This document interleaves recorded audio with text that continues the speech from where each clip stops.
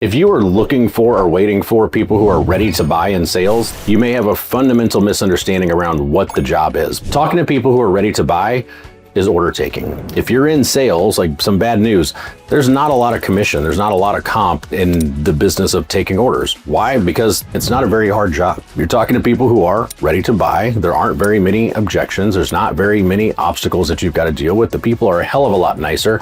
And there's just a lot more people capable of doing that job. But if you're in sales, then what I'm gonna do in this video is break down the three main categories when you're looking at prospects, why almost all of your money comes from one of those three buckets, and exactly what your job is to move people who are not ready to buy into the buying pocket. All right, let's dive in. All right, so I was reviewing a sales call recently with somebody who was selling MSP services, and we listened to 3 calls in total. There was a qualifying call, then there was a long discovery call, then there was a proposal and a presentation, basically the process that we usually recommend for most MSPs. And at the end of it, he had identified some pain, was a qualified buyer in the sense that it was in their market, qualified prospect, like nothing, no red flags, like not out of their vertical, all that stuff. And there were some motivations to buy. Okay. Like there were some challenges. They didn't like the current provider, blah, blah, blah. So they get to the end and they make the pitch, and, the person says, hey, we need to think about it. We're not quite ready, this and that. After listening to it, I asked the salesperson, so how do you think this whole process went? Like, tell me your assessment of it. And they said, well, I think it went really well. I did find some of the pains. I found some of the problems, did what you had coached on some of these things. But they just weren't ready to buy. I said, dude, nobody is ready to buy. Of course they're not ready to buy. If they were ready to buy, they'd be a customer. You'd send them a form.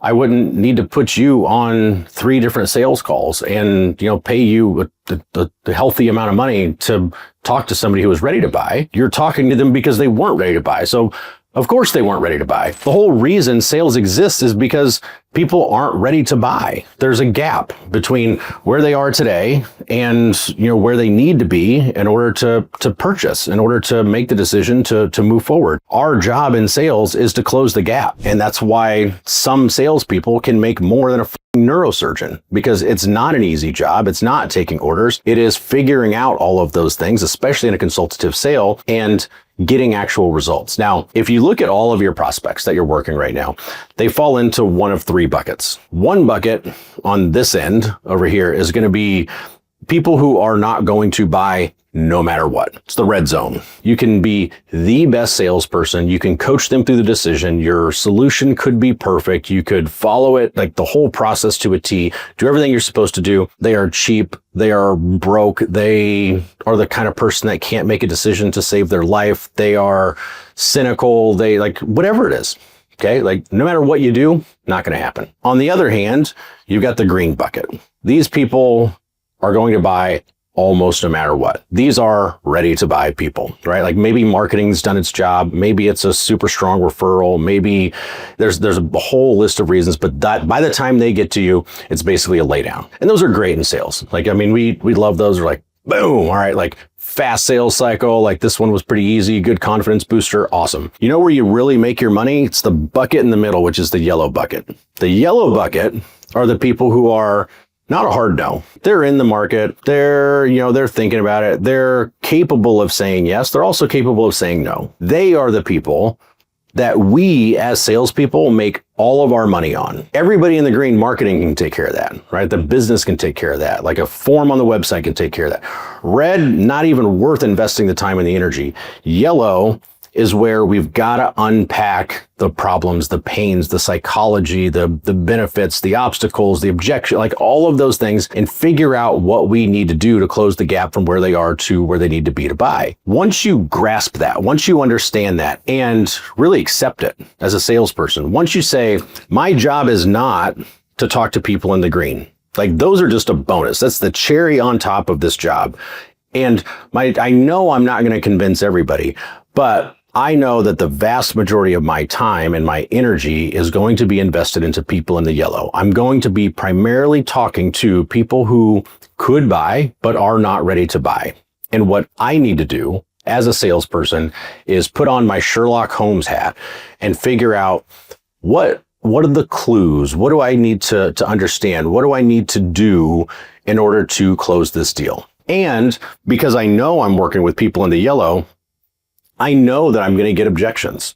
I know that people are going to have questions, and I am not going to look at the objections, and I'm not going to look at the questions, and I'm not going to look at the concerns or even the obstacles in the process as reasons to say, well, they're just not ready to buy. I'm going to look at those as part of my job. Like, part of my job is actually addressing those things. If you have objections, phenomenal. Like, you're still having cool. That means you're not in the red. That's the area I want to operate in. And that's the area we as salespeople get paid to operate in. And so when you have that expectation, what it does is it reframes how you see the challenges that come up in the sales process. When someone says, I've got to think about it, the person that understands I operate here, like, this is roll up my sleeves, put me in, coach. Now I'm actually working because they've expressed some type of objection. The best salespeople lean into it.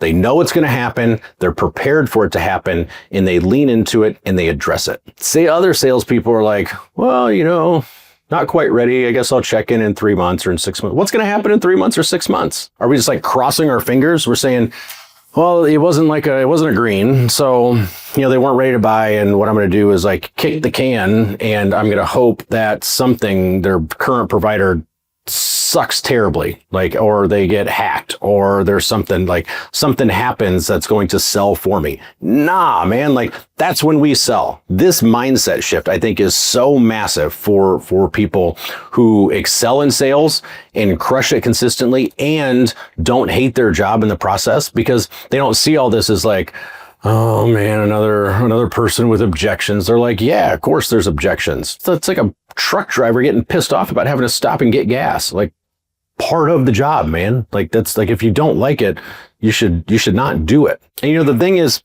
the salespeople that understand I operate in the yellow will have not only better results, they're going to have a dramatically better experience selling as a whole, because they accept the parts of the job that are parts of the job instead of fighting the obvious things that are going to be parts of the job. That's where we earn our keep, is when we're working in the yellow. Now, if we get some stuff in the green, fantastic, great. We'll take those, we'll, chalk them up like they're fun wins, they're great. But that is not the nature of the actual role, what we do. What that will do, as you accept that and as you understand that, is it will reframe your entire thought process around sales in general, right? Your day-to-day job. Now, if on the other hand, you hear this message and you're like, dude, that sucks. I actually don't want to stop and get gas all the time. Then okay. But then go get an order taking job. That is not sales. Next time you are going on a deal, the next time you are going to pitch, the next time you are going to sell or close something, think about it this way. Listen, I'm going to get some objections. Okay. What are the objections that I'm likely to get? How can I be prepared for what those are going to be? We know what they are. Oh, I've got to think about it. It's too expensive. I'm going to stick with my current provider. You know what they are. It's how are we not prepared for that? Right? So go into it, expect those things on the front end, prepare before you even go on the next sales call. Hey, I'm ready for these. I know, so this is like playing catch, man. You're gonna throw me the ball. I'm completely prepared. I got my glove, ready to rock. And it will get you better results. And I promise you, it will change just kind of your attitude and your morale that you have with yourself about the nature of sales in general. So I hope this has been helpful. It was interesting conversation and something that I feel really passionately about, because I've seen it with sales teams over and over and over again. The people that excel know where they operate, know how they earn their money, know how they earn their keep, and why they earn as much as they do as salespeople. And that's what separates them from everybody else. So if you like the video, go ahead and subscribe to the channel. You can also check out my newsletter, send out sales tips and business growth tips every single week. The link for that is in the description below, and I'll see you in the next video. Adios.